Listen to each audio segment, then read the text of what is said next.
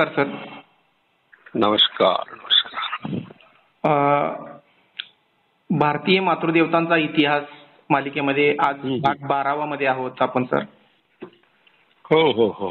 आणि आज मागच्या भागामध्ये आपण नागदेवता मनसा या देवीबद्दल चर्चा केली, त्यांचा इतिहास, त्यांचा सविस्तर आढावा घेतला आपण. तर आज अमावस्या या मातृदेवताबद्दल जाणून घ्यायचं होतं. काय अमावस्या मातृदेवतेचा इतिहास आहे, त्यांच्या नावाच्या मागचं गूढ काय सांगता येईल एकंदरीत सर? हा फार महत्वाचा प्रश्न आहे, कारण अमावस्या ही अशुभ ठरवली जाते. कारण हा शब्द जरी वापरला अमावस्या तरी आपल्या मनात अशुभाची पाल चुकते आणि नकारात्मक भावना आपल्या मनात निर्माण होते. त्याला कारण फलज्योतिष हे एक थोतांड आहे, कारण ते सिद्ध झालेलं नाही अजून. तर त्यांनी पौर्णिमेला शुभ आणि अमावस्येला अशुभ ठरवले.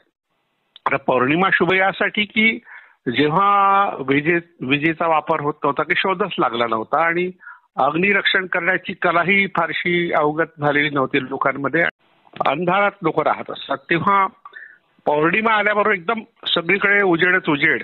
कारण सूर्यास्त झाल्यानंतर जो अंधार होतो तो अंधार नाहीसा करण्याचं काम चंद्राचा प्रकाश करतो, म्हणून पौर्णिमेचं महत्व होतं. आणि जेव्हा चंद्र नसतो, चंद्राचा अस्त होतो, म्हणजे ज्या दिवशी चंद्रच नसतो आकाशात त्या दिवशी अंधारच अंधार असल्यामुळे त्या दिवसाला अमावस्या म्हणतात.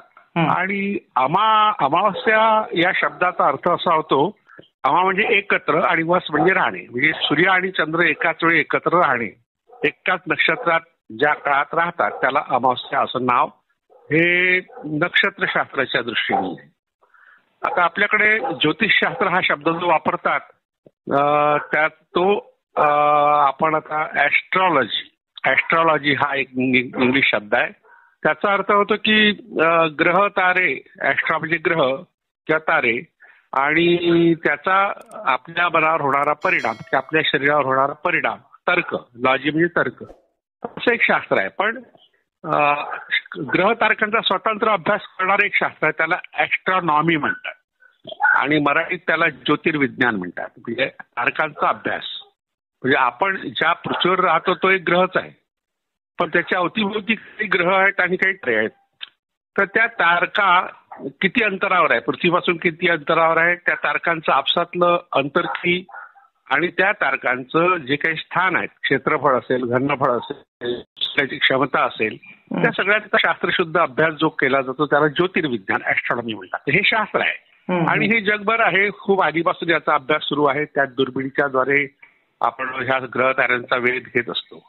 तर हे शास्त्र आहे आणि याला आपण सायन्स म्हणूया. शास्त्र शब्द थोडासा गोंधळात टाकणार आहे आपल्या मराठीमध्ये.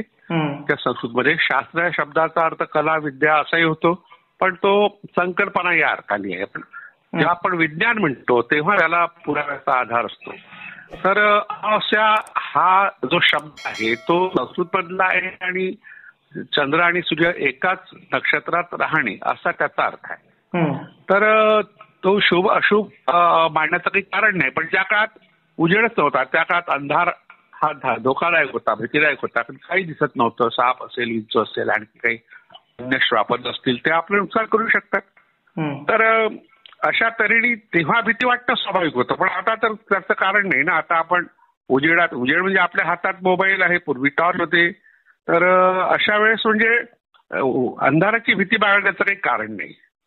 आता हे जे शास्त्र आहे ज्याला फलज्योतिष म्हणतात चुकून, ते जगभर आहे आणि ते प्रामुख्याने चंद्राच्या कलावर आधारित आहे. चंद्राची शेवटली कला जी आहे, म्हणजे जसं आता पहिला दिवस असेल, आता अमावस्येच्या दुसऱ्या दिवशी जो पहिला दिवस आहे तो प्रतिपदा त्याला म्हणतात. म्हणजे प्रतिपदा म्हणजे पहिलं पाऊल. आणि मग ती सप्तमी, अष्टमी, नवमी, दशमी, मग एकादशी येते, द्वादशी, त्रयोदशी, चतुर्दशी आणि पौर्णिमा. पुन्हा मग प्रतिपदेपासून तर पौर्णिमेच्या ऐवजी अमावस्या हा शब्द येतो आणि तेव्हा अंधार असतो. चंद्राच्या शेवटल्या कलेला अमावस्या, अवस आणि दर्श ही सुद्धा नाव आहे. आणि फलज्योतिषानुसार अमांत महिन्याची शेवटली तिथी म्हणून तिची ओळख आहे. आता हे सगळ्या ह्या ज्या धारणा आहेत त्या अंधारामुळे निर्माण झालेल्या आहेत. म्हणजे आदिम अवस्थेतील माणसाच्या मनात जी भीती निर्माण झाली होती अंधाराची, त्यातून निर्माण झालेल्या संकल्पना आहे. आता वैदिक वाङ्मय थोडं जुनं आहे, म्हणजे बौद्ध किंवा जैन वाङ्मयाच्या आधीचं, म्हणून त्याचा संदर्भ सगळीकडे घेतला जातो. ऐतरेय ब्राह्मण नावाचं एक ब्राह्मण ग्रंथ आहे. तर आता अमावस्येला अंधार असल्यामुळेची भीती आपण पाहिलं तर आता या अमावस्येच्या रात्री काहीतरी टोणा, जादू टोणा, टोटका करण्याची एक प्रवृत्ती आहे. कारण अंधारात कुणी आपण काय करतो दिसत नाही, म्हणून असे अनेक विधी आहेत ते अमावस्येच्या रात्री करतात. करणी, बहानामती, जादू टोणा असं. हो हो हो हो. आता हे टोणा शब्दाचा अर्थ होतो क्रीडा किंवा कर्म, विधी. आणि जातू हा शब्द यातू शब्दापासून झाला. यापूर्वी मराठी यातू विधी यावर आपण चर्चा केली आहे. आणि यातूचा अर्थ असा होतो निसर्गात काहीतरी शक्ती आहे, निसर्गातल्या घटकामध्ये काहीतरी. मॅजिक शब्दाला यातू पण म्हणतात ना, मॅजिक. हो हो हो हो. इंग्लिशमध्ये मॅजिक शब्द आहे. आणि चांगल्या कामासाठी आपण एखादा विधी केला, यातू विधी, त्याला व्हाईट मॅजिक म्हणतात. संस्कृतमध्ये श्वेत यातू हा शब्द आहे. ओके. आणि कुणाचं नुकसान व्हावं यासाठी केली जाणारी जादू किंवा जे काही विधी होतात त्याला कृष्ण यातू किंवा ब्लॅक मॅजिक म्हणतात. आता हे आपल्याला संकल्पना हे जादूगार, मांत्रिक यांच्याशी संबंधित आहे. पण कृष्ण यातू आणि श्वेत यातू केवळ जादूगार किंवा मांत्रिकापुरतं सीमित नाहीये. समजा आपण एखाद्या पाहुण्याला गुच्छ देतो, पुष्पगुच्छ देतो, त्याच्या गळ्यात हार घालतो, म्हणजे त्याचं भलं व्हावं असं चिंततो, तर ही आहे व्हाईट मॅजिक. आणि एखाद्या नेत्याचा निषेध करायचा असेल तर त्याचा पुतळा तयार करून त्याला जाळणे, झोडपणे, ही झाली ब्लॅक मॅजिक. अशा तऱ्हेने हे केवळ मांत्रिकापुरतं सीमित नाही, तर आपल्या मनातल्या ज्या संकल्पना आहेत चांगल्या किंवा वाईट, ह्या ज्या कृतीतून दिसतात त्या कृतीला आपण मॅजिक म्हणूया.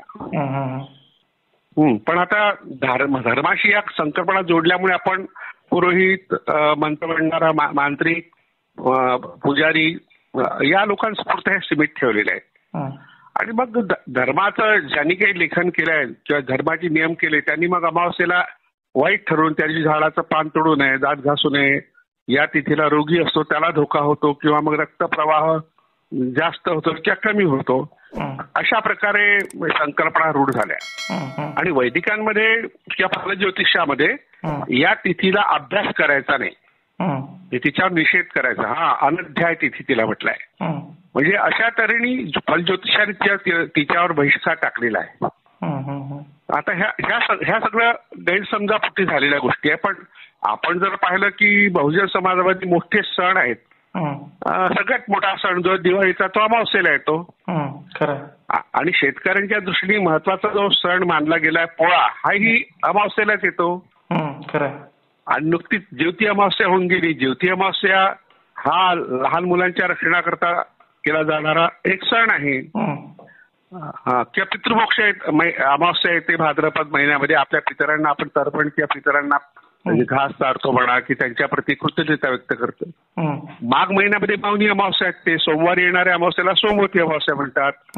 आषाढ महिन्यात दिव्याची अमावस्या नावाची अमावस्या ती सुद्धा नुकतीच झालेली आहे. अशा तऱ्हेने म्हणजे अमावस्या ही वाईट आहे या म्हणण्याला काही अर्थ नाही. वेळ अमावस्या शेतकऱ्यांचा एक मोठा सण असतो, शेतामध्ये जेवायचा वेळ अमावस्या. वेळा कर्नाटकात एल्लू म्हणतात त्याला. आपल्याकडे पश्चिम महाराष्ट्रात सोलापूर जिल्हा प्रामुख्याने हा लागून आहे कर्नाटकाला, पण तिथल्या बऱ्याचशा परंपरा आहेत. तर या अमावस्याला सगळं कुटुंब शेतामध्ये जाऊन राहतं, म्हणजे भूमातेशी संबंधित आहे. आता एक माघ महिन्यात जे व्रत केलं जातं त्याची समाप्ती ज्या अमावस्येला होते त्याला मावनी अमावस्या म्हणतात. तर प्रयाग म्हणजे आता ज्याला प्रयागराज म्हणतो, पूर्वी अलाहाबाद म्हणत होतो, त्या ठिकाणी त्रिवेणी संगमावर माघ मेळा भरतो. म्हणजे मावनी अमावस्येला माघ मेळा भरतो. म्हणजे अमावस्या वाईट नाही ना. म्हणजे अशा तऱ्हेने ज्या काही परंपरा आहे रूढ आपल्याकडे त्या अमावस्येच्या बद्दल चांगल्या आहेत. उत्तर भारतातील लोक अमावस्येला पिंडदान करतात मौनी अमावस्येला, आणि या दिवसाला मिनी पितृपक्ष असंही म्हणतात. तमिळनाडूमध्ये रामेश्वरम हे जे महत्वाचं तीर्थक्षेत्र आहे तिथे पिंडदानम किंवा अमावस्या तर्पणम हे विधी या दिवशी केले जातात. आणि आपल्याकडे 16 सोमवारचे व्रत आहे तर ते सोमावती अमावस्येशी संबंधित आहे. म्हणजे अशा तऱ्हेने एकीकडे आपल्या बहुजन समाजाच्या सगळ्या धार्मिक विधीमध्ये अमावस्येला इतकं महत्वाचं स्थान असताना तिला अशुभ ठरवायचं काही कारण नाही. खरं. आता तुम्ही ज्या वेळ अमावस्या म्हटलाय वेळू, हा, तर ती एल्लू शब्द आहे आणि एल्लूचा अर्थ होतो शेती. शेतीशी संबंधित जी अमावस्या एल्लू अमावस्या आहे ती कर्नाटकातल्या गुलबर्गा येथे मोठ्या प्रमाणात साजरी होते. आणि इथे पूर्ण परिवारातले लोक एकत्र येतात, नव्याने आलेल्या पिकाची कापणी करतात, स्वयंपाक करतात. गुलबर्गा आणि यादगीर या जिल्ह्यामध्ये हा जो सण आहे तो अतिशय मोठ्या प्रमाणात होतो. आणि असं सांगितलं जातं शिवाजी महाराज जेव्हा लढाईला जायचे तेव्हा ते मुहूर्तावर विश्वास न ठेवता अमावस्येच्या दिवशीच ती मोहीम सुरू करायची, जेणेकरून शत्रूला अंधारात काही दिसू नये. आणि त्यांच्या ज्या ट्रिक्स आहेत शिवाजी महाराजांच्या त्या फक्त त्यांच्या मावळ्यांनाच असायच्या आणि त्या अमावस्येलाच ते मोहीम फते करून यायचे असं सांगितलं जातं. अगदी अगदी. म्हणजे शिवाजी महाराजांनी फलज्योतिषाला मान्यता दिली नाही, ज्याला आपण म्हणजे ग्रह तारका यांचा परिणाम आपल्या मनावर किंवा शरीरावर होतो असं जे मानतात त्याला त्यांनी विरोध केला. आणि हे वास्तव होतं की व्यवहार्य होतं की अमावस्येच्या रात्रीला अंधार असतो आणि त्यामुळे शत्रूला आपण दिसणार नाही, हा व्यवहार आहे. म्हणून शुभाशुभाची कल्पना त्यांच्या मनात आली नाही. आणि जे शिवाजी महाराजांना मानतात ते अमावस्येलाही मानतात, म्हणजे हे दुटप्पीपणा आहे की नाही. खरंय सर. आता तुम्ही सांगितलं बहुजन समाजामध्ये हिंदू धर्मामध्ये अमावस्येला महत्व आहे, तिथं सण वगैरे साजरे म्हणजे बहुतांशी सण अमावस्येलाच असतात. आणि दुसरी गोष्ट मला विचारायची आहे, वैदिक धर्मामध्ये अमावस्येचं काय शुभ कल्पना अशुभ कल्पना तिथं काय अमावस्येला स्थान दिलेलं आहे? आता वेदामध्ये ऋग्वेद हा सर्वात जुना आहे, साधारणतः 3500 वर्षापूर्वीचा तो ग्रंथ आहे.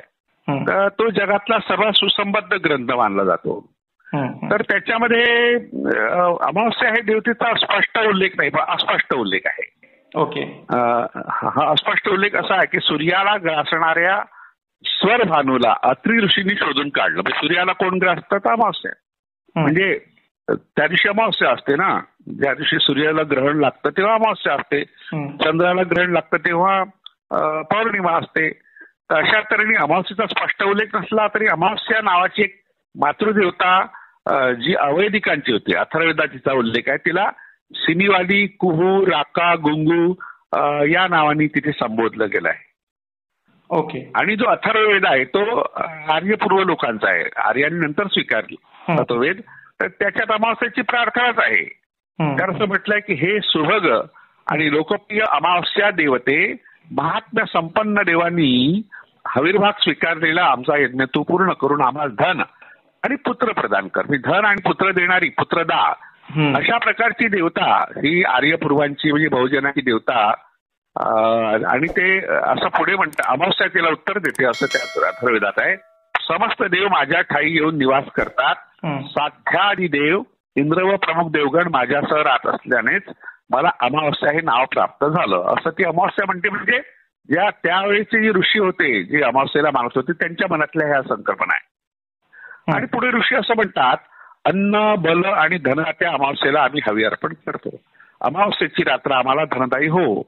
जग प्राणी आणि वस्तुमात्रादी चराचर सृष्टीची निर्मिती करणाऱ्या या अमावस्या देवते आमच्या यज्ञाच्या समस्त कामना पूर्ण करून तो आम्हा समृद्ध बनव. अशा तऱ्हेने अथर्ववेद या अमावस्येला सिनीवाली या नावाने उल्लेख. सिनीवाली हा शब्द वैदिकांच्या धर्मामध्ये अशुभ किंवा त्याचा निषेध करावा असा तो शब्द आहे.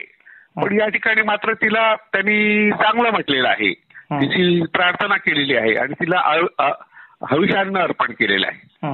तर अशा तऱ्हेने प्राचीन काळी म्हणजे बहुजन समाजातल्या लोकांमध्ये आर्यपूर्व लोकांच्या मनामध्ये अमावस्या ही अशुभ मानली जात नव्हती.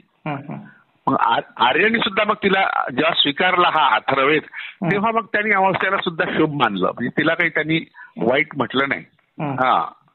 आणि बौद्ध आणि जैन या इतर धर्मामध्ये काय स्थान आहे अमावस्येचं? आता खरं म्हटलं म्हणजे बौद्ध आणि जैन हे धर्म जरी असले पण संस्कृती जी आहे आपली जी संस्कृती आहे ती सगळीकडे सारखीच आहे. ओके. म्हणजे धर्म आणि संस्कृती यातला जो फरक आहे तो आपण लक्षात घेत नाही. आता बौद्धांमध्ये माया नावाची जी मातृदेवता आहे हो. ज्याबद्दल आपण यापूर्वी चर्चा केली आहे. हो. हा, ती अमावस्याच आहे. ओके. हा, तिच्याबद्दल आणि विशेषतः जैनांचा विचार जर केला तर महावीर वर्धमान यांचं निर्वाण ज्या दिवशी झालं ती निवृत्ती अमावस्या आहे. त्याचं नाव निवृत्ती अमावस्या आणि ती दिवाळी साजरी करतो ती अश्विनी अमावस्या आहे. तर तिला त्यांनी शुभ ठरवलं आहे. त्यांनी शुभ ठरवलं आहे आणि आपण अमावस्याला वाईट समजतो, पण जैनांनी मात्र तिला अतिशय महत्वाचं स्थान दिलेलं आहे. त्यामुळे जैन आणि बौद्धांमध्ये अमावस्याला पवित्र मानलं गेलं, त्यात काही निषेध तिचा केला गेला नाही. ओके.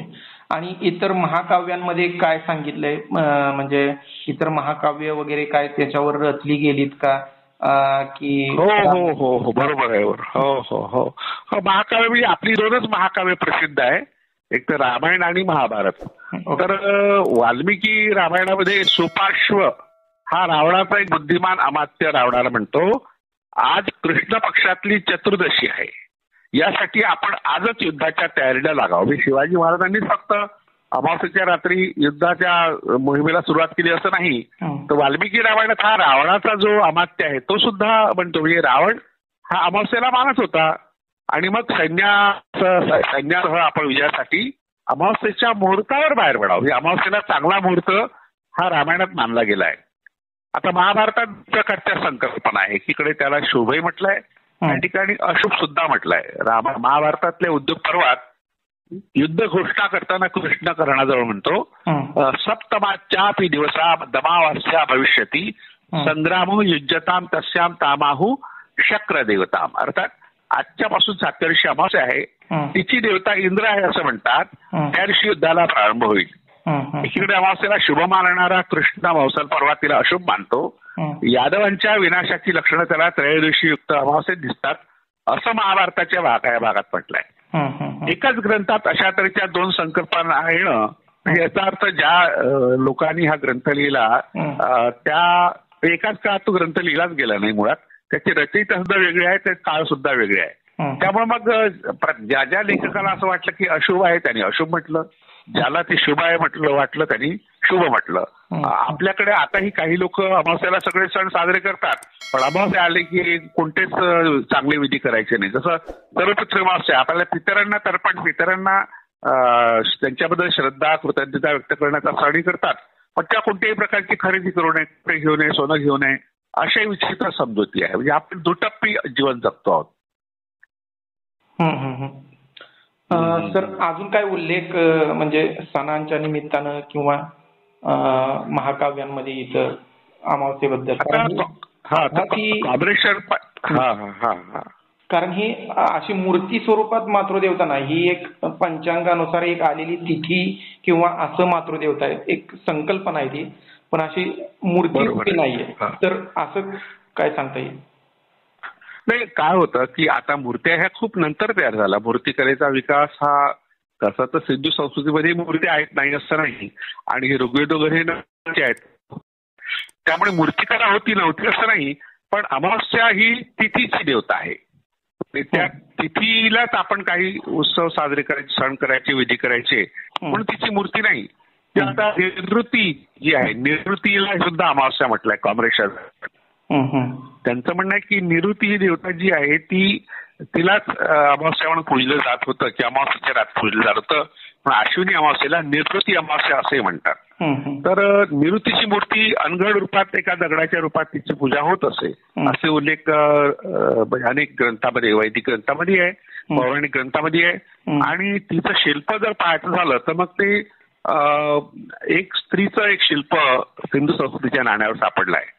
तर तिचं डोकं खाली आहे आणि बाकी शरीर, पाय वगैरे वर आहे, आणि तिच्या योनीतून वृक्ष निर्माण झालाय. म्हणजे निसर्गातले सगळे घटक त्यांच्या निर्मितीला कारणीभूत जी निवृत्ती आहे तिची अशा प्रकारची मूर्ती सापडली आहे. आणि अमावस्येला निवृत्ती म्हटलं की निवृत्तीला अमावस्या म्हटलं तर मूर्तीरूपात तिला पाहायचं असेल तर बौद्ध धर्मामध्ये हारिती नावाची एक मातृदेवता आहे. हा, तिच्या मात्र मूर्ती मोठ्या प्रमाणात उपलब्ध आहे. मथुरा आणि विशेषतः गांधार ही दोन शिल्पशैलीची विद्यापीठ होती. 2000 वर्षांपूर्वी. हं. आणि त्या ठिकाणी सम्राट कनिष्कांनी पहिल्यांदा बुद्धमूर्ती तयार केली मथुरा शैलीत.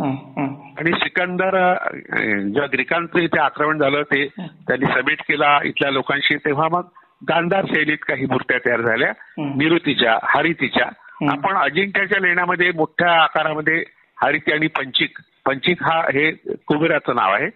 चांबाल असंही बौद्धांमध्ये त्याला म्हणतात. हे बौद्धांनी मात्र अमावस्येला हरितीच्या रूपात स्वीकारलं याचा मोठा पुरावा बहुतेक बौद्ध लेण्यामध्ये आपल्याला आढळतो. खरं आहे सर. आता समारोपाकडे जाताना अमावस्या या मातृदेवताबद्दल संक्षिप्त स्वरूपात काय सांगता येईल? ते संक्षिप्त स्वरूपात हे सांगता येईल की ही एक तिथी आहे, तिला शुभ आणि अशुभाचं असं काही अवगुंठन करायची गरज नाही. आणि वैदिकातल्या काही घटकांनी अमावस्येला हीन लेखलं आणि श्राद्ध जे होतं आपल्याकडे ते अमावस्येलाच होतं. म्हणून जे अशा तऱ्हेने ज्योतिषाचा अभ्यास करतात अशा ब्राह्मणांना श्राद्धाला बोलवू नये असं म्हटलं. म्हणजे ज्योतिषशास्त्राचा अभ्यास आज जो प्रस्थापित झाला, अनेक विद्यापीठात त्यावर डिग्र्या दिल्या जात आहेत आणि अनेक लोक आपण त्यात तज्ज्ञ कसा सांगतात टीव्हीवर वगैरे त्यावर चर्चा करतात. तर ह्या सगळ्या लोकांना हे माहीत नाही की अमावस्या किंवा अमावस्या नावानी जे काही उल्लेख वैदिक साहित्यात पुराणात आढळतात ते त्याच्या कथा सुद्धा आहेत, खूपच छान कथा आहेत. तर त्या कथामध्ये तिला वाईट म्हटलेलं नाहीये. पद्मपुराणात त्याचा उल्लेख आहे. बरं, विशेषतः पितरांशी ती जोडली गेली. पितर नावाचा एक समुदाय होता, मानवी समुदाय. जसे देव होते, असुर होते, राक्षस होते, दैत्य होते, दानव होते, तसे पितर नावाची लोक होते आणि त्यांच्या धर्मामध्ये अमावस्येला अतिशय महत्वाचं स्थान होतं. आणि हे पितर आपल्याकडे जे पितर म्हणतो ते इराण मधल्या पारशी धर्मामध्ये त्यांना प्रौशी म्हणतात. प्रौशी. आपल्याकडे पितृ अमावस्या असते, ज्यावेळी महाळ असतात तेव्हा ते आपले पूर्वज आले त्यांचे पाय पुजून वगैरे त्यांना जेवण घालतात. आणि हो बरोबर आपल्याकडे महाळ असतात. हो, तर पितर म्हणजे आपले पूर्वज या अर्थाने आपण शब्द वापरतो, पण पितर नावाचा एक समुदाय होता. यक्ष, गंधर्व, किन्नर, अप्सरा हे जे समुदाय होते, मानवी समुदाय, तसे पितर नावाचा एक त्यांच्याबद्दल एक कृतज्ञतेची भावना व्यक्त करण्याकरता अशा तऱ्हेने आपण ते हे सगळे उत्सव करतो. दुसरीकडे निषेध सुद्धा करतो. आता अनेक तिथी ज्या आहेत त्यांचं रूपांतर देवतांमध्ये झालेलं आहे. आता आपल्याकडे पौर्णिमा आहे. तर विशेषतः अमावस्येबद्दल बोलायचं तर कुहू, गंगू, राका आणि अनु या देवता आणि सिनिवाली या देवतांचा उल्लेख ऋग्वेदामध्ये आढळतो. त्या अमावस्या देवतेमध्ये विलीन झाल्या. या तिथीच्या देवता आहे मुळात. आणि हे जगभर आहे. म्हणजे अशा प्रकारच्या देवता भारतातच आहे असं नाही, अशा तरी जगभर आहे. आणि हे सिनिवाली नावाची देवता आहे. अन्नपूर्णा देवता नंतर निर्माण झाली, तिच्या मुळाशी सिनिवाली ही मातृदेवता आहे. पण कॉम्रेड शरद पाटलांनी म्हटलं आहे सिनम करता होतो ती ही इळेसारखीच अन्न देवता आहे. इळा पिळा टळ म्हणतो ना आपण. तर इळा म्हणजे अन्नधान्य, अन्नधान्याची की पिकाची पिढा टळ असं आपल्याला म्हणायचं असतं. तर ही इळा जी देवता आहे, एक मातृदेवता आहे, सिनिवाली ही मातृदेवता आहे. तिला देवभगिनी, देवानाम स्वसा, देवगणाची राज्ञी, विषपत्नी असं म्हटलंय. अशा तऱ्हेचा सन्मान काही वैदिक ग्रंथामध्ये सुद्धा झाला आणि पितरांनी तिला आपली मातृदेवताच मानलं. त्यामुळे तिच्याबद्दल अशुभाची भावना मनात ठेवणं काही बरोबर नाही असंच मला वाटतं. खरं आहे सर. अजून एका मातृदेवतेबद्दल जाणून घेतलं, अमावस्या. तुम्ही सविस्तर असं स्पष्टीकरण दिलं, खूप असं छान विश्लेषण दिलं. वेळ दिल्याबद्दल खूप खूप धन्यवाद सर. आपण पुढच्या भागामध्ये आणखी एका मातृदेवतेबद्दल जाणून घेऊया, त्यांचा इतिहास जाणून. हो. ओके, धन्यवाद.